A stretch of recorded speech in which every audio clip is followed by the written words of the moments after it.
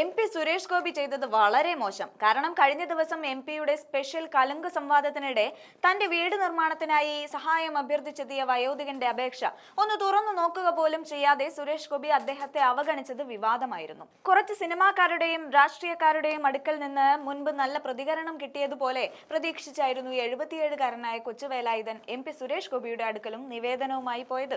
എന്നാൽ സംഭവിച്ചത് അവഗണനയായിരുന്നു. അത് നാടുനീളെ അറിയുകയും ചെയ്തു. എന്തായാലും കൊച്ചുവേലായുധൻ എന്ന വയോധികന് സത്യത്തിൽ അതിൽ പരിഭവമില്ല. കാരണം കത്തിലെ ആവശ്യം എന്തെന്നറിഞ്ഞാൽ താനല്ല അപമാനിതനാകുന്നതെന്ന് അദ്ദേഹത്തിന് നല്ല ഉറപ്പുണ്ടായിരുന്നു. ചുമട്ടുതൊഴിലാളിയായിരുന്ന കൊച്ചുവേലായുധനും 4 അംഗ കുടുംബവും 2.5 വർഷത്തോളമായി താമസിക്കുന്നത് തൊഴുത്തിലാണ്. പുള്ളിലെ ഇട്ടു സ്മാരക റോഡിൽ കിണറും തൊഴുത്തും ശൗചാലയമുള്ള ഒരു ഓടിട്ട വീട് കൊച്ചുവേലായുധനുണ്ടായിരുന്നു. 2023 ജൂണിലെ പേമാരിയിലും കാറ്റിലും തെങ്ങ് വീണ് വീടിന്റെ മേൽക്കൂര പൂർണ്ണമായും തകർന്നിരുന്നു.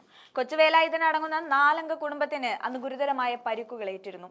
ആശുപത്രിയിൽ ചികിത്സ കഴിഞ്ഞ് തിരിച്ചെത്തിയ അവർക്ക് പിന്നീട് കിടപ്പാടം നഷ്ടപ്പെട്ടു. പശുവിനെ മാറ്റി അവർ തൊഴുത്തിലേക്ക് അഭയം തേടി. അന്ന് വില്ലേജിൽ നിന്ന് കിട്ടിയ ചെറിയ സഹായം തകർന്ന വീട് പുനർനിർമ്മിക്കാൻ അവർക്ക് തികഞ്ഞില്ല. ഭാര്യയും ഭർത്താവും മരിച്ച മകളും കൂലിപ്പണിക്ക് പോകുന്നു. മകൻ ടെമ്പോ ഡ്രൈവറാണ്.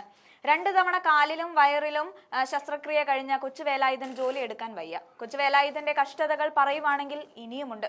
എന്തായാലും അത്രയും നാൾ ഒരു വീടിനായി സകല വാതിലുകളും തട്ടിത്തളർന്ന വയോധികനായ കൊച്ചുവേലായുധൻ എന്ന സാധാരണക്കാരന് ഒരർത്ഥത്തിൽ ഉർവശി ശാപം ഉപകാരം എന്ന അവസ്ഥയിലായതുപോലെയായി എന്ന് പറഞ്ഞാൽ മതിയല്ലോ.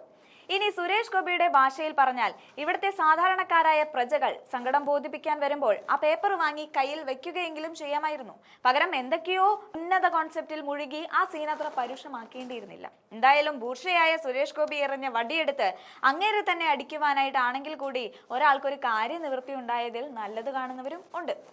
വന്ന് ഇപ്പോൾ സുരേഷ് ഗോപിമാരുടെ മുഖം ഒന്ന് ചുളിയണം. പാവപ്പെട്ടവന് എന്തെങ്കിലുമൊക്കെ കാര്യനിവൃത്തി ഉണ്ടാകണമെങ്കിൽ എന്ന നിലയിലായിട്ടുണ്ട് CPM ഭരിക്കുന്ന നമ്പർ 1 കേരളത്തിൽ എന്ന് ചുരുക്കി പറയാം.